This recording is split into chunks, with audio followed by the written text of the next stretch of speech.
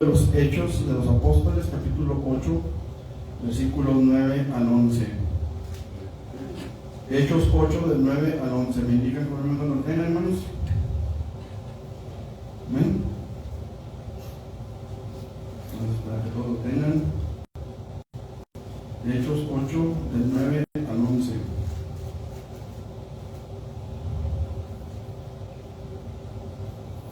¿Lo tenemos? Dice la palabra del Señor de la siguiente manera: pero había un hombre llamado Simón, que antes ejercía la magia en aquella ciudad, y había engañado a la gente de Samaria, haciéndose pasar por algún grande. A este oían atentamente todos, desde el más pequeño hasta el más grande, diciendo: este es el gran poder de Dios. Vamos a orar. Padre, en el nombre de Jesús, en esta mañana, Señor, nos acercamos al trono de tu gracia, Señor, con temor y temblor, sabiendo que estamos ante el Rey, ante el Dios de dioses, ante el Señor de señores, para suplicarte, Señor, en el nombre de Jesús, que limpies los aires, Dios, para rogarte, Señor, que tu Espíritu Santo venga sobre nuestras vidas y se ha echado fuera, Señor, todo estorbo en el nombre de Jesús, toda distracción, toda confusión. Todo lo que no nos permita aprender tu palabra, Señor, lo echamos fuera en el nombre de Jesús. Y te pedimos que nos des de tu gracia, Señor, para que podamos aprender tu palabra y ponerla por obra en nuestras vidas. Y podamos también entender, Señor, todo lo relacionado con tu voluntad para nuestra vida, Señor, en el nombre poderoso de Jesús. Prepara nuestro corazón, prepara los corazones de aquellos que vengan en camino. Y permite que tu Espíritu Santo, Señor, toque cada corazón, cada vida, Señor, en el nombre de Jesús. Amén. ¿Pueden sentarse, mis hermanos? Gloria a Dios. ¿Qué se acuerdan de lo que vimos la semana pasada, mis hermanos? Es todo. ¿Qué se acuerdan? ¿Qué se acuerdan? ¿Qué está lo que apunta el cuaderno? No estoy acordando de De los los milagros que hizo Dios. milagros que hizo Jesús, vimos que una cosa es decir que se es Dios, o decir que una persona es Dios o que un ser es Dios, y otra muy diferente es probarlo. ¿Sí? Otra muy diferente es probarlo. En este caso tenemos a un hombre llamado Simón. De este hombre, del nombre de esta persona, nace la doctrina de la simonía. ¿Saben lo que es la simonía? ¿No? Ok, vamos a leer entonces para tener una idea. Ahí mismo en el versículo 9 dice: pero había un hombre llamado Simón, que antes ejercía, ¿qué cosa? La magia en aquella ciudad, y había engañado a la gente de Samaria, haciéndose pasar por algún grande. A este oían atentamente todos, desde el más pequeño hasta el más grande, diciendo: este es el gran poder de Dios. Este hombre tenía a toda la gente engañada, haciéndoles pensar que él era movido por el poder de Dios. ¿Sí? Ok, versículo 14. Cuando los apóstoles que estaban en Jerusalén oyeron que Samaria había recibido la palabra de Dios, enviaron allá a Pedro y Juan, los cuales, habiendo venido, oraron por ellos. ¿Para que qué? ¿Para qué oraron por ellos? Para que recibieran el Espíritu Santo. ¿Sí? Ok, versículo 16. Porque aún no había descendido sobre ninguno de ellos, sino que solamente habían sido bautizados en el nombre de Jesús. Entonces les imponían las manos y recibían el Espíritu Santo. Cuando vio Simón que por la imposición de las manos de los apóstoles se daba el Espíritu Santo, les ofreció dinero. Esto es la simonía. Esto es la simonía. ¿Sí? Que cuando este Simón vio que por la imposición de las manos de los apóstoles se daba el Espíritu Santo, les ofreció dinero. ¿Sabe usted cómo es que hoy hay apóstoles?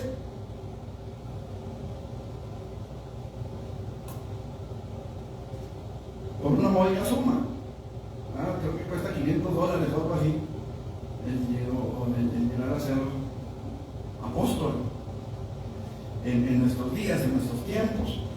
Entonces es importante que nosotros entendamos Porque una cosa es decir que se es Dios o que se mueve por el poder de Dios, y otra cosa es probarlo, ¿sí?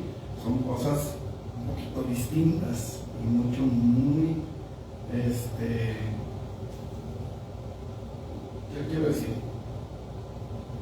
Son bastante diferentes, déjalo ahí, amén. Son cosas distintas. Yo puedo decir que soy algo, que soy alguien, pero la otra cara pues es mostrar lo que se es. Yo puedo decir que soy el presidente de la República, ¿cómo lo demuestro? Si doy órdenes aquí, doy órdenes allá y nadie me hace caso, ¿cómo puedo decir que soy presidente de la República? ¿Cómo lo compruebo?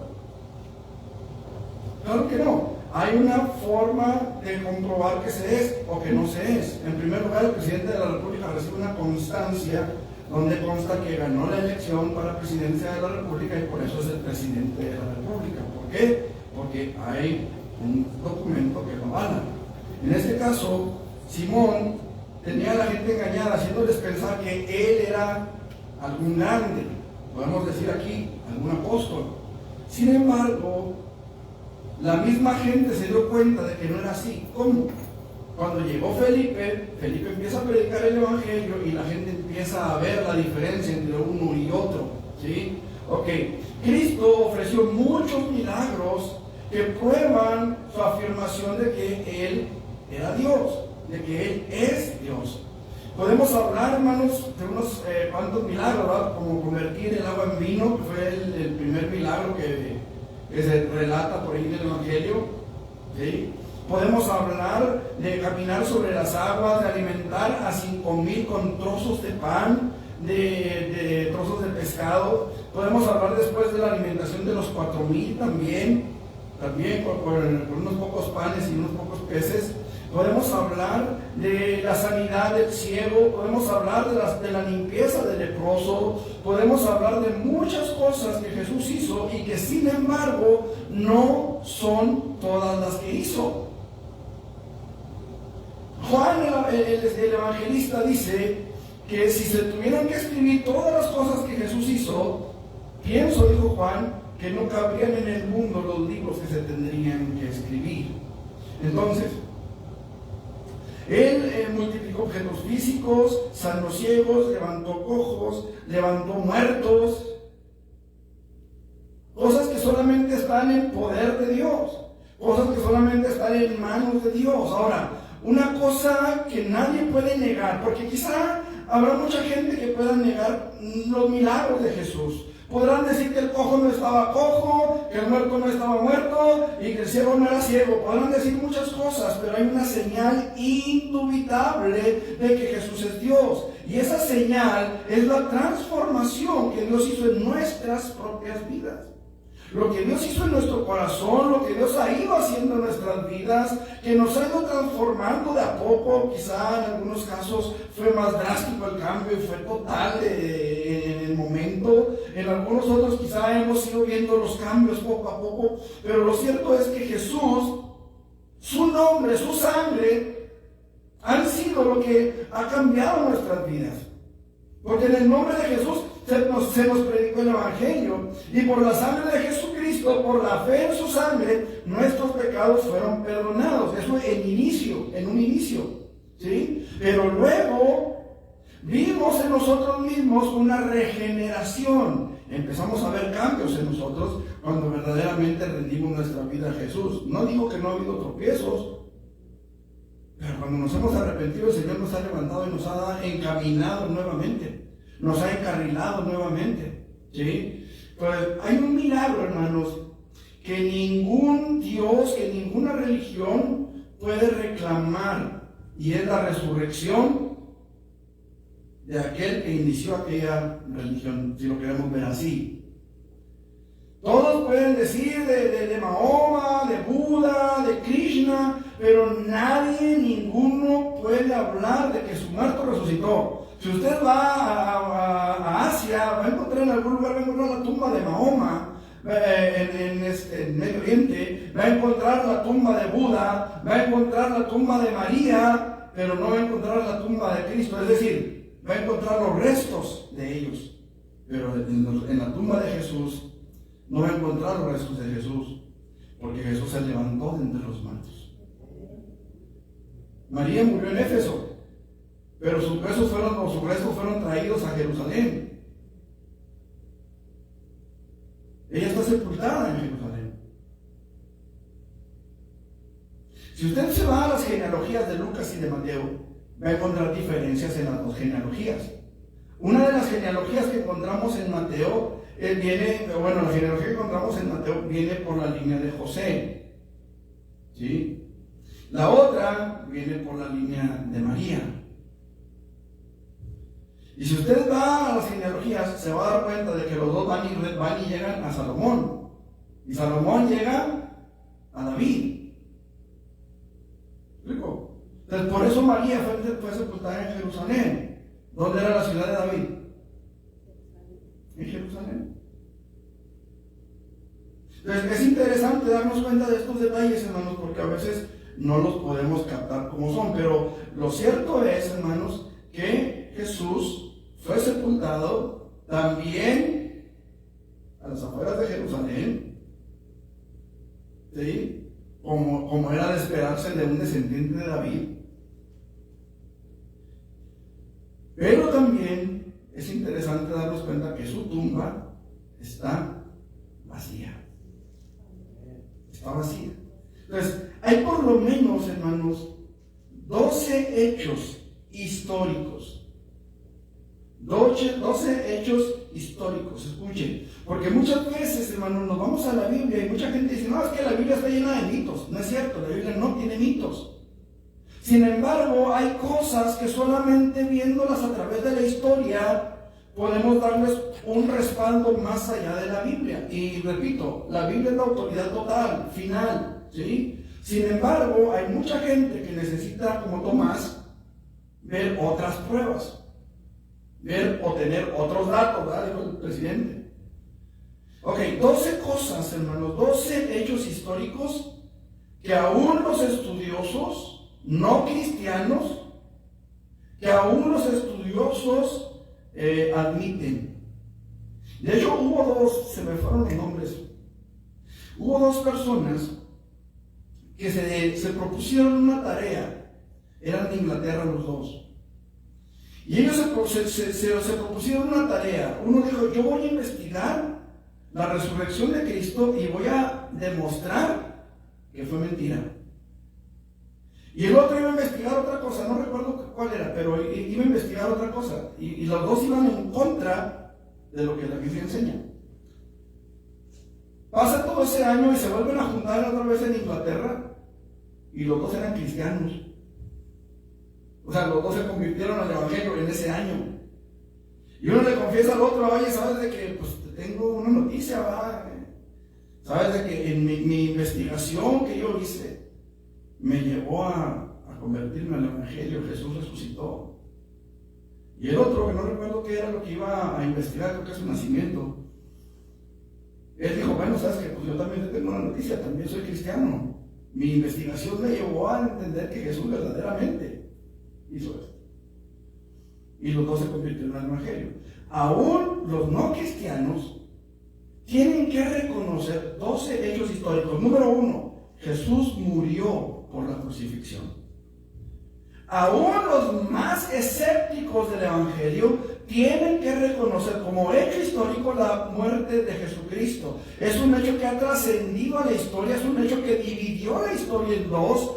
Aún los no cristianos en China, en Arabia, en África, en donde quiera que sea, la historia se ha dividido en dos, antes y después de Jesucristo. Ningún otro líder, ninguna otra personalidad en el mundo ha logrado algo como eso.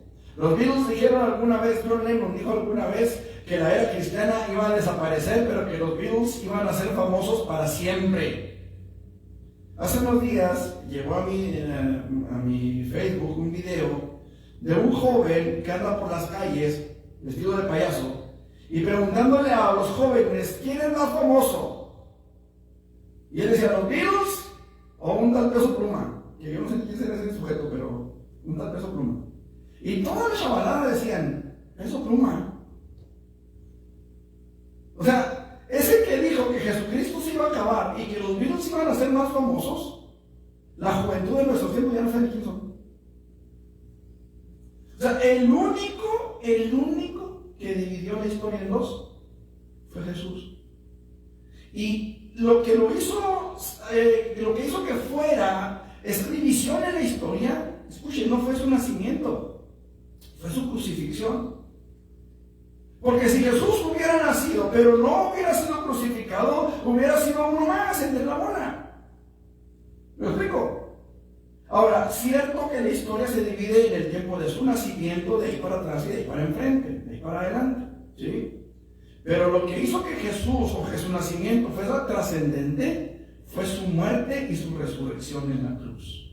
¿Estamos? Vamos a ver qué dice Juan 19, 31 al 37. Juan 19, del 31 al 37.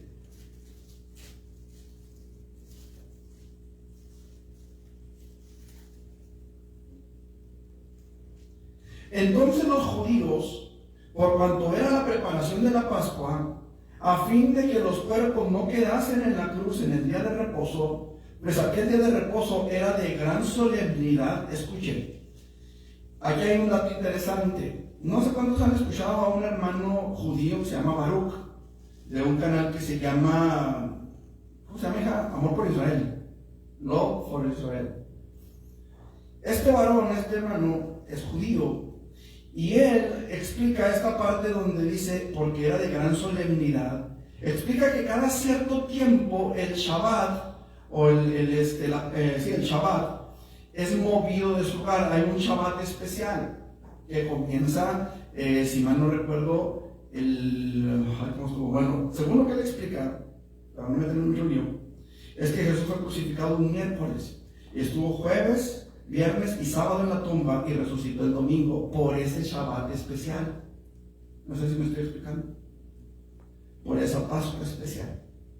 Porque aquella Pascua dice, ¿dónde estoy? ¿Es por 30 qué? 30 y...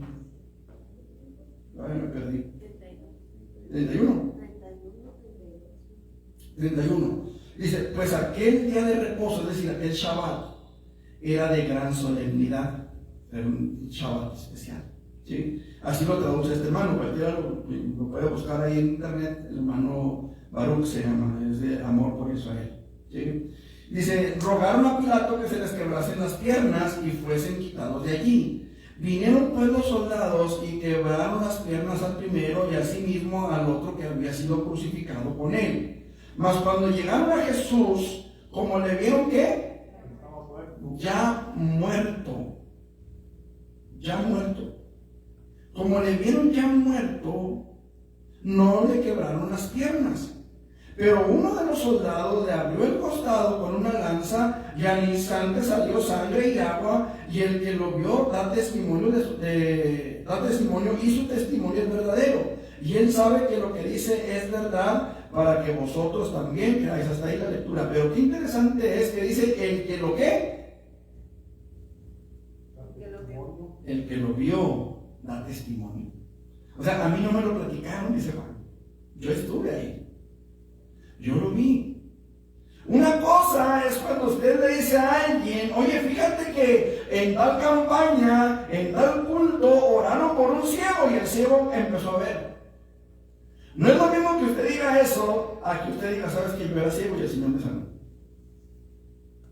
No es igual. ¿Por qué? Porque ¿quién le va a decir a usted que no es cierto? ¿Quién le va a negar a usted lo que Dios hizo en su propia vida? A lo mejor ellos dirán, no, este está loco, me está queriendo engañar, a lo mejor. Pero la obra que Dios hizo en su propia vida, nadie la puede negar. Ahora, ¿podría Dios haberlo hecho si estuviera muerto? ¿Podría Jesús haberlo hecho si estuviera en la tumba? No, esa es una prueba de que Jesús resucitó. Nosotros lo hemos visto su obra en nuestras vidas. Primera de Pedro 2:24.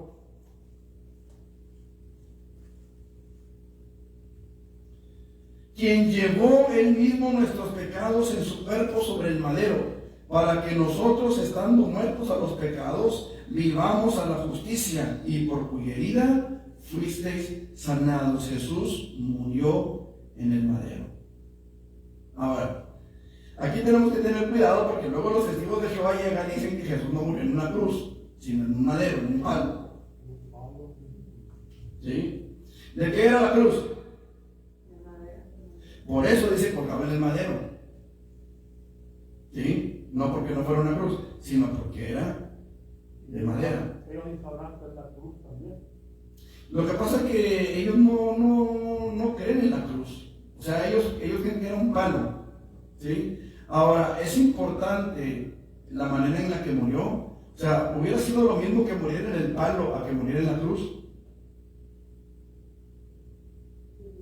O sea, en un poste a que muriera en la cruz. Porque por estar en la cruz era madera, ¿no? Sí, o sea, las dos, estamos hablando de madera. Pero la pregunta es, ¿sería lo mismo que Jesús hubiera muerto en un poste a que muriera en la cruz? ¿Sería igual? ¿Por qué no? ¿Mande? Pues de todos modos iba a morir, pero ¿por qué sí, por qué no? El hermano dice que de todos modos iba a morir. ¿Pero es lo mismo? ¿Por qué no? Porque sí. Bueno, la escritura dice, maldito el hombre, maldito el que es colgado en un madero. O sea, Jesús murió como un maldito por nosotros. El que no cometió pecado, por nosotros lo hizo pecado. Ok. Pero, ¿era necesario que fuera en la cruz? ¿O podía morir en un madero? Pues era la costumbre en una cruz.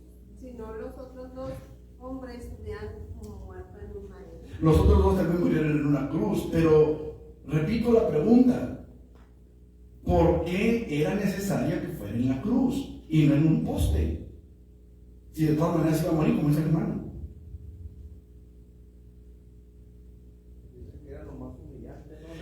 Por cuestiones históricas y culturales, era necesario que Jesús muriera en la cruz porque era la peor de las muertes. Era la peor de las muertes. La más humillante, la que exhibía a los reos, era la peor, la más dolorosa, la más cruel. Hace 2-3 días atrás, una semana, así mucho, ejecutaron a una persona en Estados Unidos con un método nuevo. Y dicen que sufrió muchísimo. Los derechos humanos entraron ahí a reclamar porque esta persona había sufrido muchísimo. ¿Saben que Andrés fue crucificado y duró 2 días para morirse? Él murió en una agonía, lo vamos a ver más adelante si Dios quiere, pero murió en una agonía tremenda. La cruz, hermanos, no era cualquier muerte, era una muerte horrible, humillante a lo sumo. Por eso, hermanos, es que no podemos nosotros minimizar el valor del sacrificio en la cruz. ¿Sí me explico? Ahora, quiero ser claro, lo importante, lo realmente importante no es la cruz, sino el que estaba en la cruz. ¿Sí me expliqué? No podemos idolatrar la cruz porque en ella murió Jesús, no. ¿Sí me expliqué? ¿Tiene su valor, tiene su importancia que haya sido en la cruz? Sí lo tiene. Y es importante que nosotros lo entendamos para que no minimicemos el sacrificio de Jesús.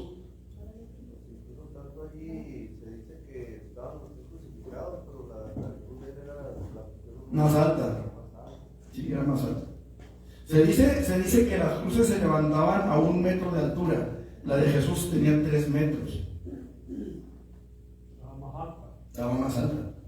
Precisamente para que más gente pudiera verlo.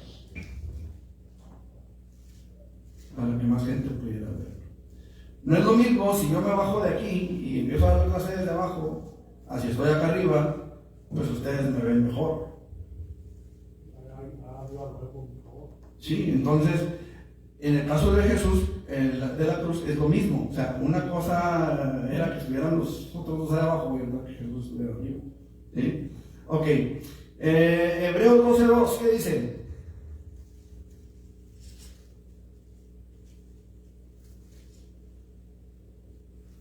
Puestos los ojos en Jesús, el autor y consumador de la fe, el cual, por el gozo puesto delante de él, sufrió la cruz, menospreciando el oprobio, y se sentó a la diestra del trono de Dios. ¿Qué dice ahí? Sufrió la cruz, menospreciando, ahí está la clave de lo que decíamos, el oprobio. ¿Sí? Ok, además de que Jesús murió en la cruz, hermanos, Jesús fue sepultado. Fue sepultado, escuche, 3 días Jesús estuvo bajo tierra, bueno, en una cueva. ¿Sí? Por 3 días Él estuvo en esa cueva. Ahora, ¿qué pasa después de los 3 días? Mateo 27, del 57 al 61.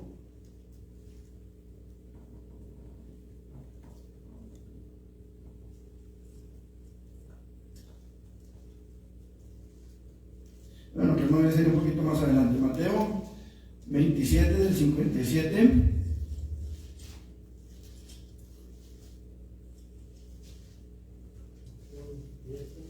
al 61. Cuando llegó la noche, vino un hombre, el hijo de Arimatea, llamado José, que también había sido discípulo de Jesús. Este fue a Pilato y pidió el cuerpo de Jesús. Entonces Pilato mandó que se le diese el cuerpo. Y tomando José el cuerpo, lo envolvió en una sábana limpia y lo puso en su sepulcro nuevo que había labrado en la peña. Y después de hacer rodar una gran piedra a la entrada del sepulcro, se fue. Y estaban allí María Magdalena y la otra María sentadas delante del sepulcro. ¿Sí?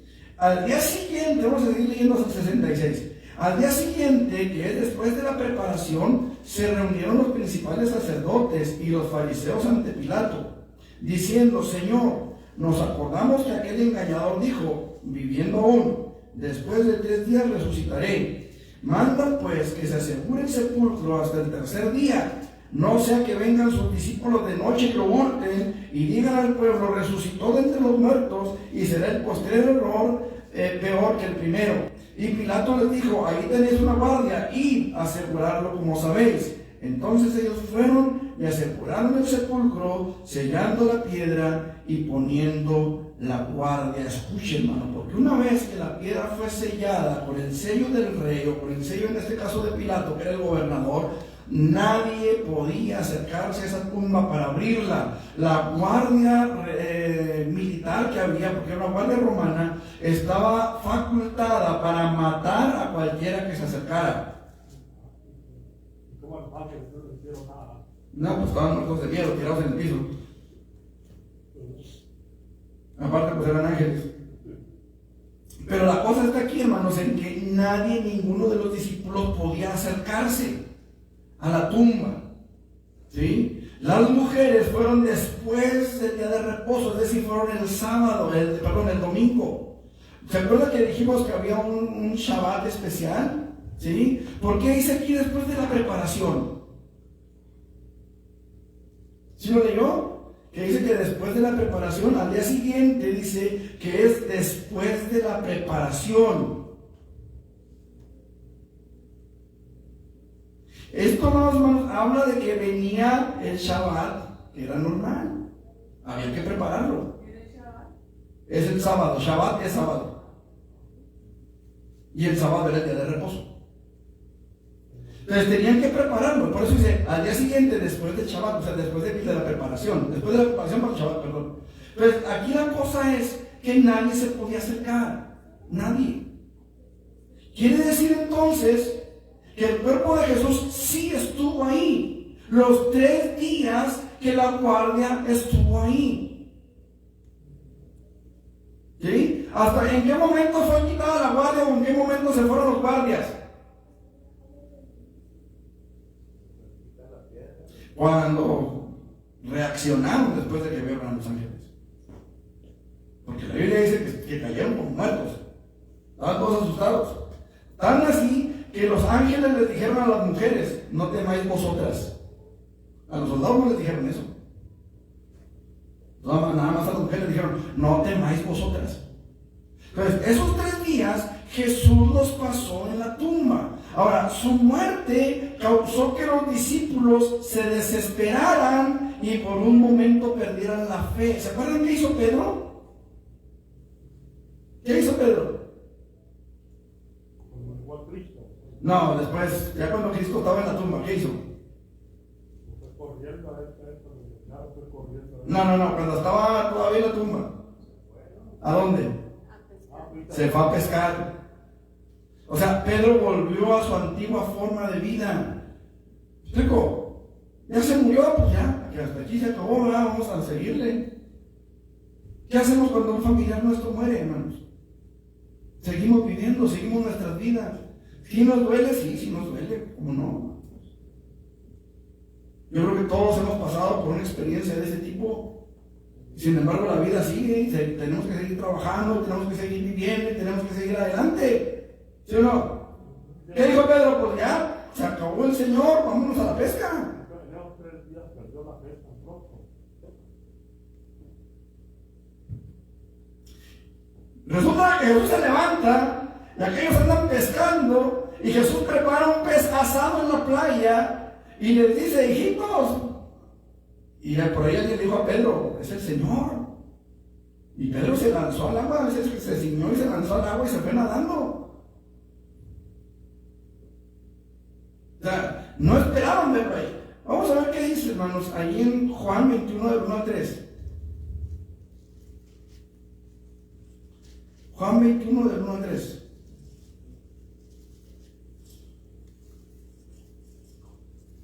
Después de esto, Jesús se manifestó otra vez a sus discípulos junto al mar de Tiberias y se manifestó de esta manera. Estaban juntos Simón Pedro, Tomás llamado el Dídimo, Natanael, el de Caná de Galilea, los hijos de Zebedeo y otros 2 de sus discípulos. Simón Pedro les dijo, voy a pescar. Ellos le dijeron, vamos nosotros también contigo. Fueron y entraron en una barca y aquella noche no pescaron nada. Cuando ya iba amaneciendo se presentó Jesús en la playa, mas los discípulos no sabían que era Jesús. Y les dijo, hijitos, ¿tenéis algo de comer? Le respondieron, no. Él les dijo, echad la red a la derecha de la barca y hallaréis. Entonces la echaron y ya no la podían sacar por la gran cantidad de peces. Entonces aquel discípulo a quien Jesús amaba, dijo a Pedro, es el Señor. Simón Pedro, cuando vio que era el Señor, se ciñó la ropa porque se había despojado de ella y se echó al mar. ¿Ustedes creen que si los discípulos supieran que Jesús no estaba muerto, se habrían ido? ¿Qué piensan ustedes? Yo pienso que no. Yo pienso que se hubieran quedado en el aposento alto a esperarlo.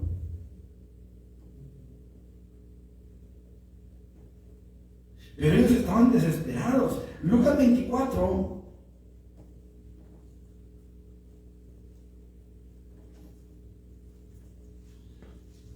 en el versículo 17 al 21,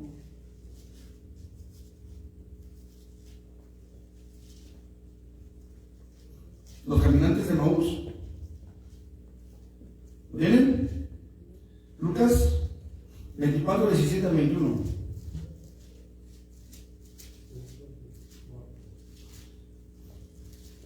Antes del 25, después del 23. ¿Lo tenemos? Dice, y les dijo, ¿qué pláticas son estas que tenéis entre vosotros mientras camináis? ¿Y por qué estáis qué? Tristes. Respondiendo uno de ellos, que se llamaba Cleofas, le dijo, ¿eres tú el único forastero en Jerusalén que no has sabido las cosas que en ella han acontecido en estos días? Note la desesperación ahí, la frustración. Entonces él les dijo, ¿qué cosas? Y ellos le dijeron, de Jesús Nazareno, que fue varón profeta, poderoso en obra y en palabra delante de Dios y de todo el pueblo, y cómo le entregaron los principales sacerdotes y nuestros gobernantes a sentencia de muerte, y le crucificaron. Pero nosotros esperábamos. ¿Espera qué? Esperábamos. O sea, ya no esperamos. Esperábamos, el verbo ya no. Nosotros esperábamos que Él era el que había de redimir a Israel. Y ahora, además de todo esto, hoy es ya el tercer día que esto ha acontecido. aunque también nos han asombrado unas mujeres de entre nosotros, las que antes del día fueron al sepulcro. Escuche, también nos han asombrado unas mujeres. ¿De dónde? ¿De dónde? De entre nosotros. De entre nosotros. Lea con atención. Unas mujeres de entre nosotros. O sea, ¿de entre quiénes? De entre los discípulos. Unas mujeres de entre la iglesia. Unas mujeres de entre nosotros. ¿Sí?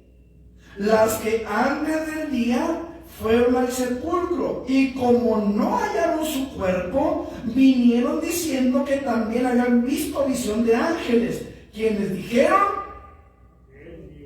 ¿qué andas haciendo en Emaús?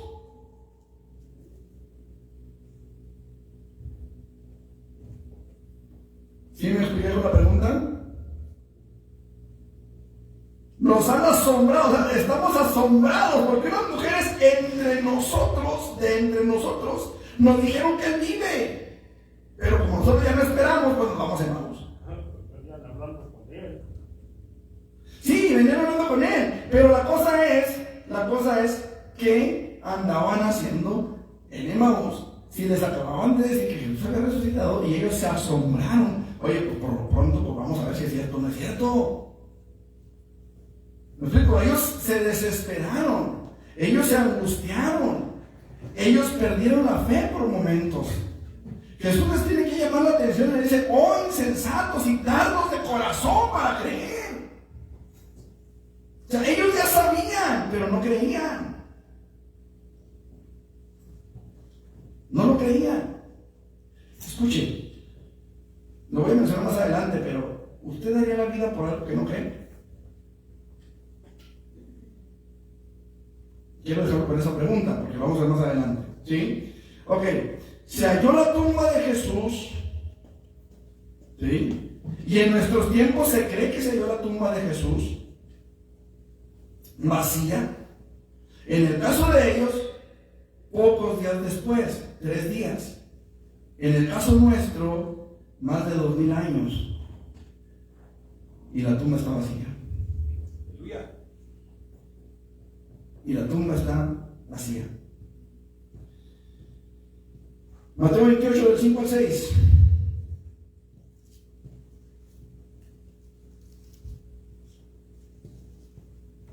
Dice la palabra: mas el ángel respondiendo dijo a las mujeres: no temáis vosotras, porque yo sé que buscáis a Jesús.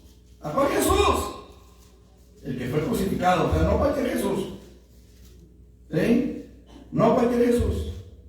Dijo un hermano: a mí Dios me dijo que yo soy Chuy, no Jesús, que Jesús no va a ser él.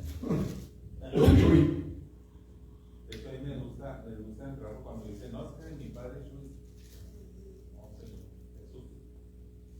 No es lo mismo. No es. Entonces, dice: a Jesús, el que fue crucificado. ¿Qué les dijo? No está aquí. No está aquí. Ya nos lo llevamos a otra parte. ¿Eso dijo el ángel? ¿Qué dijo el ángel? Ha resucitado. Ha resucitado. Dice: dice: venid, ved el lugar donde fue puesto el Señor, e id pronto a decir a sus discípulos que ha resucitado de los muertos, y he aquí, escuche, va delante de vosotros a Galilea, no a Emaús, a Galilea. ¿Sí? Allí le veréis. He aquí, os lo he dicho. Esto fue lo que las mujeres vieron y oyeron. ¿Sí? Y esto es lo que los caminantes de Emaús le dijeron a Jesús. Unas mujeres de entre nosotros nos asombraron porque dijeron que vieron visión de ángeles y que Él ha resucitado. ¿A dónde le dijo el ángel a la mujer o a las mujeres que fueran a esperar a Jesús? No les dijo que a Emaús. Pues aquí vemos cómo la muerte de Jesús hizo que sus discípulos se desesperaran, se desanimaran y por un momento perdieran la fe. La tumba de Jesús fue hallada vacía y sin embargo ellos seguían con la idea de que Jesús estaba muerto. ¿Sí? Por eso es importante, hermano, que entendamos que estos argumentos son importantes para que nosotros podamos entender que Jesús verdaderamente era quien dijo ser. Tenemos que entender todos estos argumentos. ¿Sí? Apocalipsis 1:7.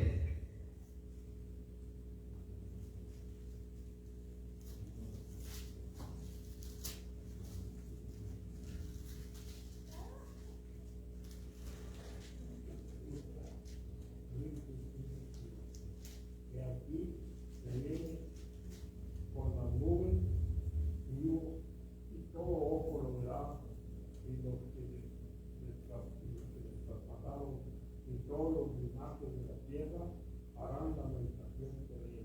8. Sí, amén. Sí, el 8. Yo soy el alfa y el omega, principio y fin, dice el Señor, el que es, y que era, y que ha de venir, el Todopoderoso. Ok. He aquí que viene con las nubes y todo ojo le verá, y los que le traspasaron. ¿Por qué dice los que le traspasaron? Lo vimos la semana pasada, si no me acuerdo esto. Con la lanza, ¿verdad? Por el que lo traspasó con la lanza. O sea, Jesús murió, pero vive. Vive. Dice el versículo 8, yo soy el alfa y el omega, principio y fin, dice el Señor, el que es y que era y que ha de venir, el Todopoderoso. Ok. Los discípulos, hermanos, creyeron que experimentaron apariciones de Jesús resucitado. Ellos siempre predicaron a Jesús como muerto, pero resucitado de los muertos. Ellos siempre lo creyeron, siempre estuvieron convencidos de que Jesús había resucitado. Vamos a ver qué dice Juan 20, del 14 al 17. ¿Por qué? 20 del 14 al 17. Cuando había dicho esto, se volvió y vio a Jesús que estaba allí, mas no sabía que era Jesús. ¿Sí? Jesús le dijo, mujer, ¿por qué lloras? ¿A quién buscas? Ella, pensando que era el hortelano, le dijo, Señor, si tú lo has llevado, dime dónde lo has puesto y yo lo llevaré. Está hablando del cuerpo de Cristo. Jesús le dijo, María. Y volviéndose de ella, le dijo, Ramoní, que quiere decir maestro, o mi maestro. Jesús le dijo, no me toques, porque aún no he subido a mi Padre. Mas ve a mis hermanos y diles, subo a mi Padre y a vuestro Padre, a mi Dios y a vuestro Dios.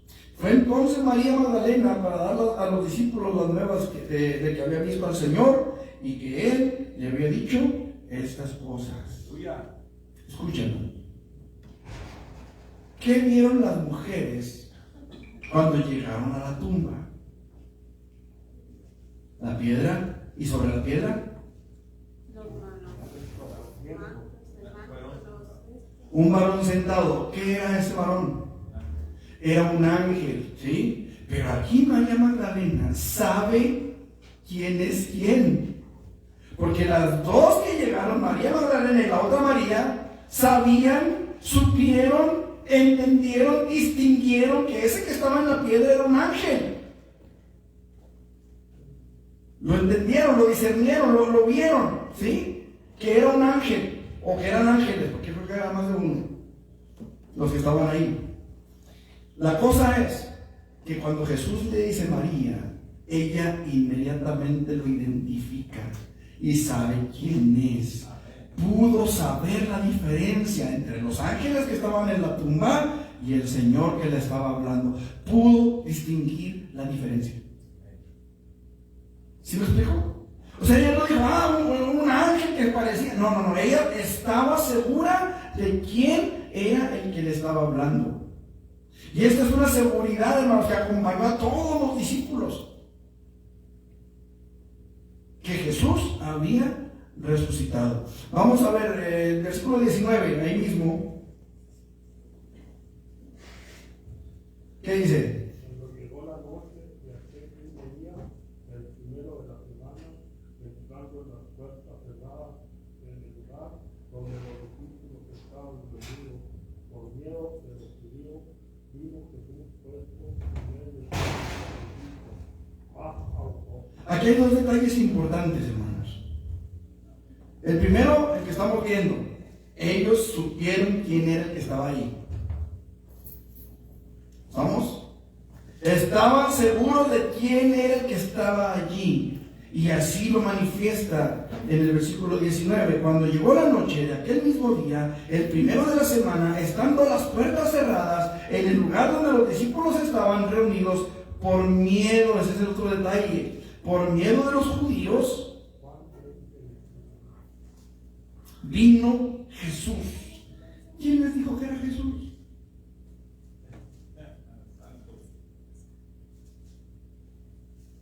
¿Quién les dijo que era Jesús?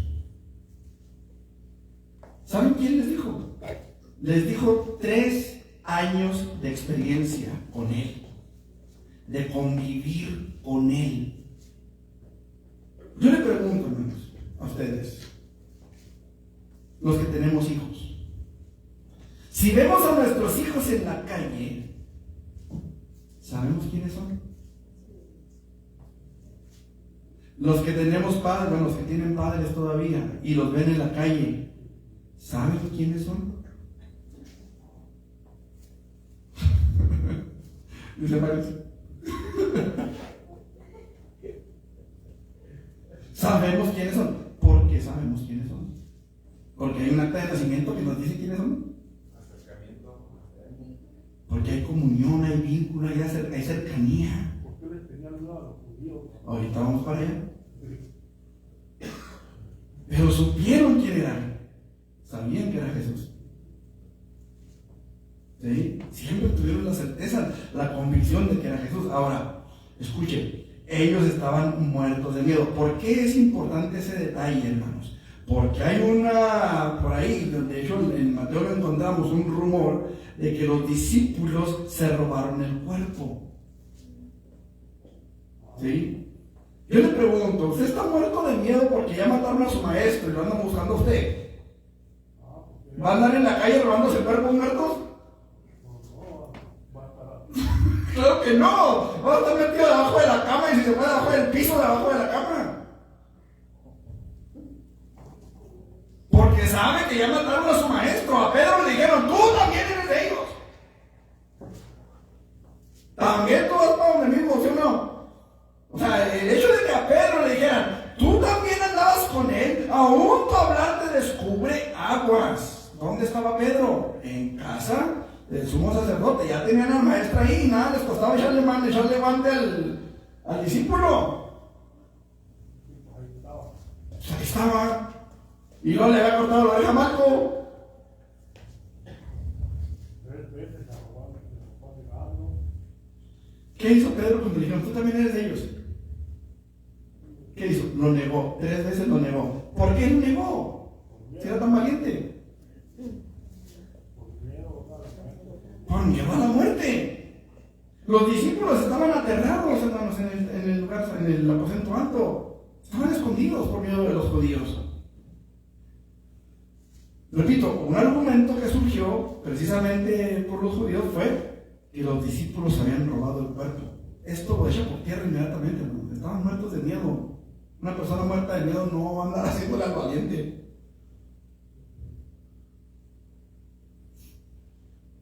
Ellos creyeron que experimentaron apariciones de Jesús resucitado. Ahí mismo en Juan, capítulo 20, 26 al 28, 20, 26 al 28, 8 días después, estaban otra vez sus discípulos dentro y con ellos Tomás. Llegó Jesús estando las puertas cerradas y se puso en medio de ellos y les dijo, paz a vosotros. Luego dijo a Tomás, ponme aquí tu dedo y mira mis manos y acerca tu mano y métela en mi costado y no seas incrédulo sino creyente. Entonces Tomás respondió y dijo, Señor mío y Dios mío. Y miren la respuesta de Jesús: porque me viste. Porque me viste. Entonces Tomás sabía que era Dios también. Sí. Aquí es donde lo reconocen realmente como Dios. Pero la cosa es que Jesús dice: porque me viste, Tomás. Me viste. ¿Quién nos quita a nosotros la experiencia que hemos tenido con Jesús? Lo que Dios ha hecho en nuestras vidas, lo que Él ha perdonado, lo que Él ha restaurado en nuestro corazón. ¿Quién nos lo quita? Ahora, ellos tuvieron la certeza de quién era. Experimentaron apariciones de Jesús resucitado. Ahora, no fueron los únicos. Jesús se apareció a más de 500. Y todos ellos, hermanos, tuvieron esa experiencia, tuvieron ese testimonio en ellos. Luego de esto, los discípulos fueron transformados de escépticos a valerosos creyentes, hermanos. Y lo vamos a ver más adelante, experimentaron muertes terribles. Vamos a ver qué dice Hechos 4:19. Sí.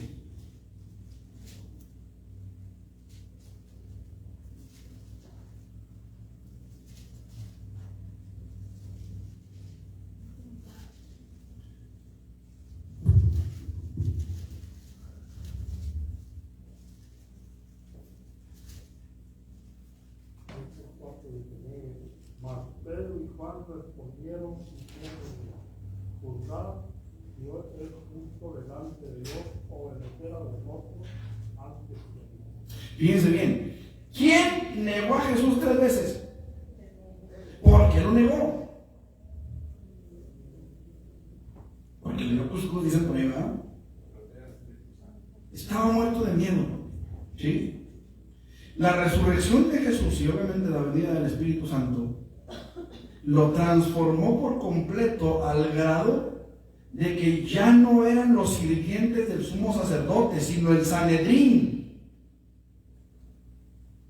O sea, una cosa es que el siervo, que el sirviente te identifique, y otra cosa es que tú enfrentes a lo que te están juzgando por lo que crees. ¿Sí me explico? Entonces ya no eran los simples criados, era el Sanedrín, eran los sacerdotes, era la guardia del templo, los que podían apedrearlos, los que podrían azotarlos, los que podrían castigarlos de alguna manera, eran los que los estaban cuestionando. Y Pedro les dice: juzguen ustedes. ¿Por qué les dice juzguen ustedes? ¿Por qué? Porque eran los que lo estaban juzgando a él, eran los jueces. Juzguen ustedes si es justo obedecerlos a ustedes antes que a Dios. ¿Y por qué les dice eso? Porque eran los sacerdotes, era el Sanedrín, los oficiales del templo, los conocedores de la ley. Juzguen si es justo obedecerlos a ustedes antes que a Dios. ¿Qué le dio a Pedro ese valor? Sí, el Espíritu Santo, pero ¿saben también qué? La convicción de que Jesús estaba vivo. La convicción de que Jesús estaba vivo. Podemos hablar de Pedro, podemos hablar de Pablo, podemos hablar de muchos. ¿Qué pasó con Felipe? ¿Se acuerdan de Felipe? Esteban, ¿se acuerdan de Esteban? Esteban estaba por ser apedreado por predicar el nombre de Jesucristo. Y cuando todavía estaba vivo, él dijo: veo a Cristo sentado a la diestra del Padre. Inmediatamente lo apedrearon, lo acusaron de blasfemia, pero él estaba viendo al Jesús resucitado sentado a la diestra del Padre, y todavía no lo apedreaban, como para decir: está teniendo alucinaciones porque hay un poco lazo en la cabeza. No, ahí fue donde empezaron a apedrearlo. Rasgaron sus vestidos y empezaron a tirarle de piedras a aquel pobre. ¿Por qué? Porque él creyó que estaba viendo a Jesús, que había visto a Jesús. Ahora, él fue valiente para dar ese testimonio. ¿Cuánta gente, hermanos? ¿Cuánta gente ha muerto? Simplemente en la Inquisición romana. ¿Cuánta ¿cuántos murieron en la matanza de dónde era hija de San Bartolomé? ¿Cuántos no murieron? Toda una aldea, hermanos, todo un pueblo fue arrasado por la Iglesia Católica. Incluso gente que no era cristiana, gente que era católica, murió en esa matanza de San Bartolomé por la Iglesia Católica. Ellos no les importó que hubiera gente católica ahí. Ellos llegaron a arrasar a todo el mundo por la fe en Jesucristo. Gente valiente que dio su vida para que usted y yo hoy pudiéramos tener este precioso libro en nuestras manos. ¿Qué nos hizo ser tan valientes, hermanos? La fe en la resurrección de Jesús. Este mensaje, hermanos, fue el centro de la predicación de la iglesia primitiva. Gálatas 1:23, ¿qué dice?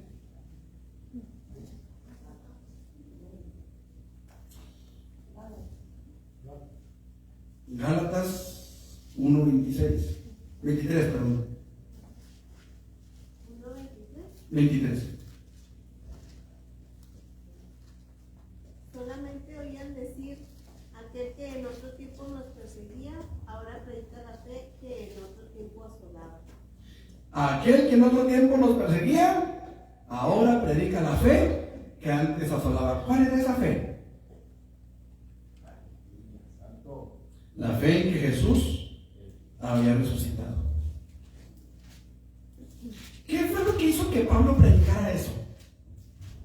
O sea, ¿por qué si Pablo estaba aferrado a eliminar por completo, a erradicar la herejía de que Jesús había resucitado? La blasfemia de que Jesús era Dios. ¿Por qué ahora predicaba eso? Y cuando vio que hasta ciego se quedó. ¿Sí o no? ¡Saulo! ¡Saulo! ¿Por qué me persigues? Él no dijo, ¿por qué persigues a mi iglesia? Él dijo, ¿por qué me persigues a mí? ¿Quién eres, Señor? Dijo Pablo. Y claramente Jesús se identifica. Yo soy Jesús a quien tú persigues. No soy cualquier Jesús. Soy el que murió en la cruz del Calvario. Al que tú persigues, al que resucitó de entre los muertos, y tú persigues a la gente que predica esa verdad. Ese Jesús soy. Señor, ¿qué quieres que yo haga? Y lo hizo. Este mensaje fue predicado también en Jerusalén. Por eso a los apóstoles, a los primeros apóstoles, los llevaron al Sanedrín, por eso los azotaron, por eso los persiguieron, porque predicaron en Jerusalén. El domingo, el día de la resurrección, reemplazó el día de reposo, que es el sábado, o era el sábado, como día principal de la adoración. Cada domingo, dice el apóstol Pablo ahí en 1 Corintios 16:2, cada domingo se recogían las ofrendas para los pobres de Jerusalén, o para lo que se usaban las ofrendas en ese tiempo. Cada domingo eran recogidas. ¿Cómo las recogían si el sábado tenían que estar en el templo? Los que eran judíos tenían que reunirse a adorar a Dios el domingo. Ahora, ¿por qué fue cambiado para el domingo y no para el lunes, o para el martes, o para el miércoles, o para el jueves, o para el viernes? Porque el domingo es el día del Señor. Sí, pero ¿por qué? Porque Él resucitó el domingo. Por eso se cambió del sábado al domingo. Por eso nosotros no somos sabatistas, por eso nosotros adoramos a Dios el domingo, porque Jesús resucitó el domingo. Y a partir de ahí, la iglesia se reunía los domingos, porque el sábado se reunían en el templo. ¿Sí? Ahora, ¿por qué se reunían en el templo los sábados? ¿O por qué guardaban el sábado? Por el día de reposo. ¿Pero por qué lo guardaban?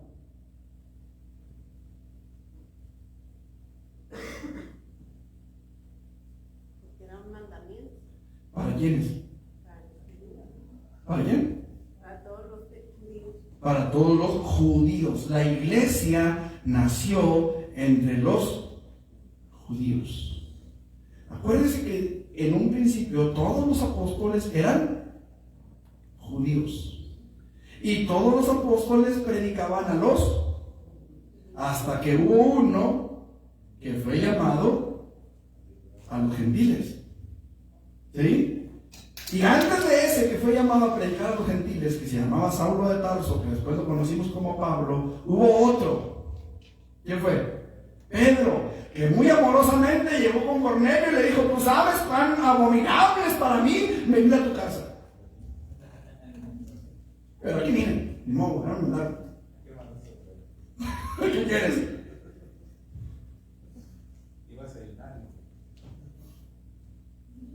Ok, entonces el domingo, el día de la resurrección, reemplazó el día del reposo. Por esa razón, ¿sí? Porque Jesús resucitó el domingo. Y por eso ellos seguían guardando el día de reposo el sábado, los judíos, porque la iglesia nació entre judíos. Pero los gentiles, que no tenían la necesidad de ir de guardar el día de reposo, guardaban el domingo. Porque ese fue el día que el Señor resucitó. ¿Está bien? Ahora, Santiago, un escéptico, se convirtió cuando él también creyó que vio a Jesús resucitado. Pablo, un enemigo del cristianismo, fue convertido por una experiencia la cual creyó que era una aparición de Jesús resucitado. Ya hablamos de eso, Hechos 9 del 1 al 2. Aun si alguien fuera a objetar esta lista específica, solamente se necesitan unos pocos detalles para probar la resurrección y establecer el evangelio, la muerte de Jesús, sepultura, resurrección y apariciones. Primero los Corintios 15 del 1 al 5. Estoy tomando un poquito más de tiempo, hermanos, pero necesito terminar este punto. Primero los Corintios 15 del 1 al 5. Dice la palabra: además os declaro, hermanos, el evangelio que os he predicado, el cual también recibisteis, en el cual también perseveráis, por el cual asimismo, si retenéis la palabra que os he predicado, sois salvos, si no creéis en vano. Porque primeramente os he enseñado lo que asimismo recibí, que Cristo murió por nuestros pecados conforme a las Escrituras, escuche, y fue sepultado y que resucitó al tercer día también conforme a las Escrituras, y que apareció a Cefas, o sea a Pedro, y después a los 12. Después apareció a más de 500 hermanos a la vez, de los cuales muchos viven aún y otros ya duermen.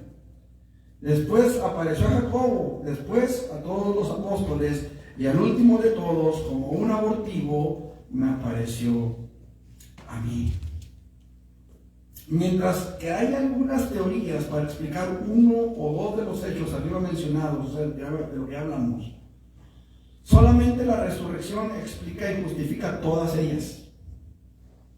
O sea, podemos nosotros buscar aquí, buscar allá y encontrar alguna justificación para una de las 12 cosas que ya vimos, pero solamente un hecho justifica a todos, y es la resurrección de Jesús. Es la resurrección de Jesús. Ahora, los críticos admiten que los discípulos afirmaron que vieron a Jesús resucitado. Las mentiras y las alucinaciones no pudieron transformar a la gente de la manera en lo que lo hizo la resurrección de Jesús. A ver, primero, ¿qué habrían conseguido los discípulos, los apóstoles? ¿Qué habrían conseguido si hubieran sostenido la mentira de que Jesús resucitó?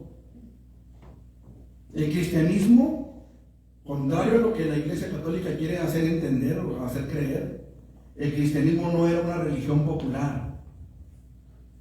No era popular el cristianismo, hermanos. ¿Usted cree que iba a haber gente guardando las astillas de la cruz?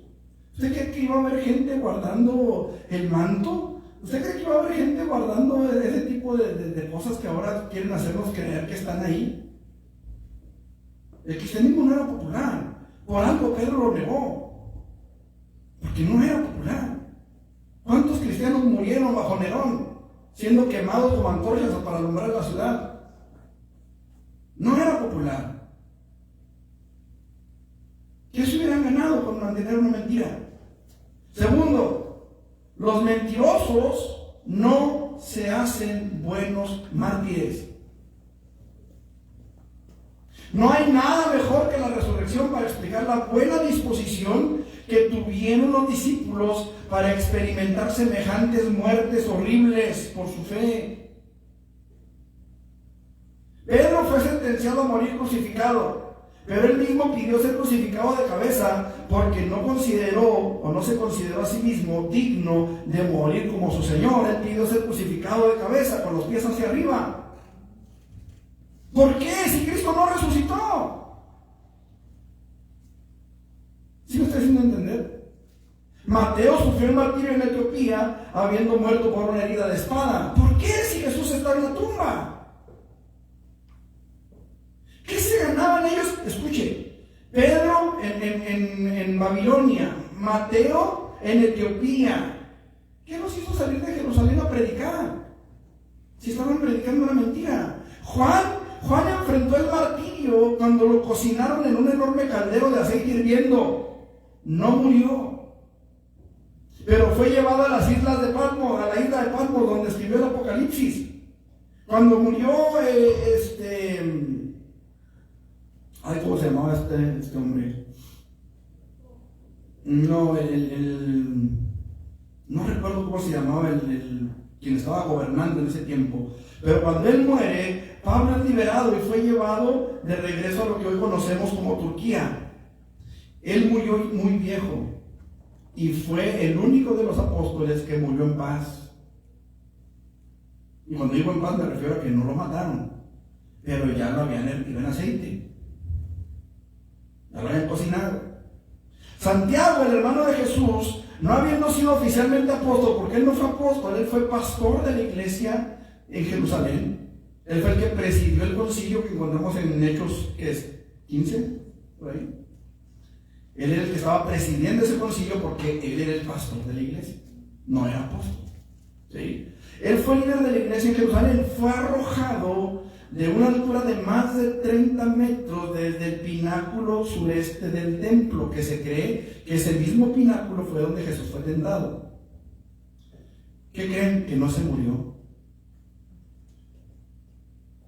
No se murió. ¿Saben cómo murió? A pedradas. Algunos dicen que a palos, porque como vieron que no se murió cuando lo aventaron, bajaron y lo agarraron a alguien dice que a garrotazos, alguien dice que a pedradas. El caso es que murió por los golpes, pero no por la caída de los 30 metros. ¿Por qué? ¿Por una mentira? ¿Para sostener una mentira?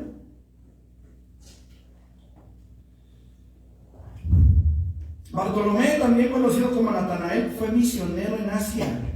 Él testificó en lo que hoy es Turquía y fue martirizado por su predicación en Armenia, donde fue azotado hasta morir. Azotado hasta morir. Andrés fue crucificado en una cruz en forma de X en Grecia,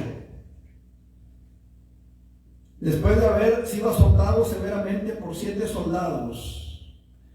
Ellos ataron su cuerpo a la cruz con cuerdas para prolongar su agonía. Duró 2 días antes de morir. Pero mientras él moría, él dijo: hace mucho he deseado y esperado este feliz momento. ¿Cuál feliz momento? Si lo habían azotado 7 hombres y lo habían crucificado en una cruz en forma de X y lo dejaron 2 días a que se muriera ahí. ¿Cuál era ese feliz momento?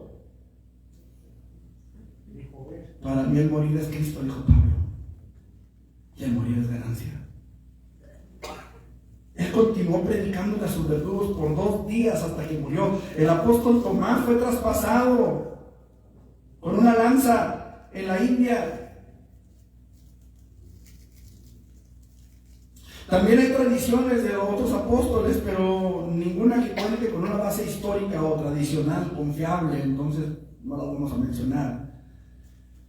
El cómo murieron los apóstoles, hermanos, no es tan importante.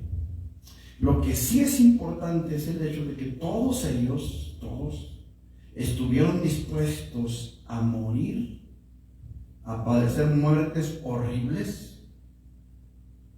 Se dice que uno de ellos fue arrastrado por un caballo también hasta que murió. O sea, lo amarraron a un caballo con una cuerda y lo fueron arrastrando hasta que se murió. Otro de ellos se dice que fue desollado, o sea, le quitaron la piel, vivo, y después lo mataron. Esto es una tremenda evidencia de que ellos estaban bien seguros de que Jesús resucitó. Estaban bien seguros, ¿no? Sí, cantidad de gente muere por lo que piensan que es una verdad. Pero ¿cuántos estarían dispuestos a morir por lo que saben que no es cierto? ¿Cuántos estarían dispuestos a morir por lo que saben que no es verdad? En conclusión, hermanos, Cristo afirmó ser el Yahvé o el Jehová. Él era deidad, no solamente un Dios, sino el verbo verdadero de Dios. Sus seguidores, judíos que habrían estado aterrados de la idolatría, creyeron en Él y lo confesaron como Señor y Dios. ¿Por qué digo que los judíos debían de haber estado aterrados por la idolatría, hermanos? Porque 400 años antes habían sido llevados en cautiverio a Babilonia.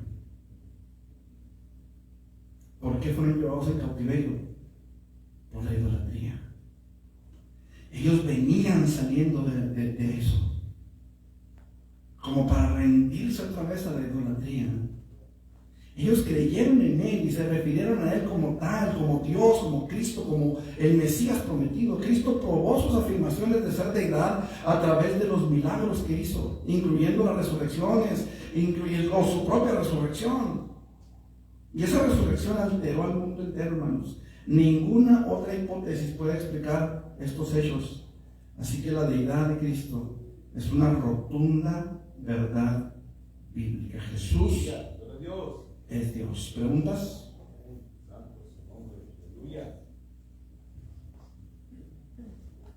¿No? Vamos a prepararnos para el culto, hermano. Póngase sobre sus pies, vamos a orar.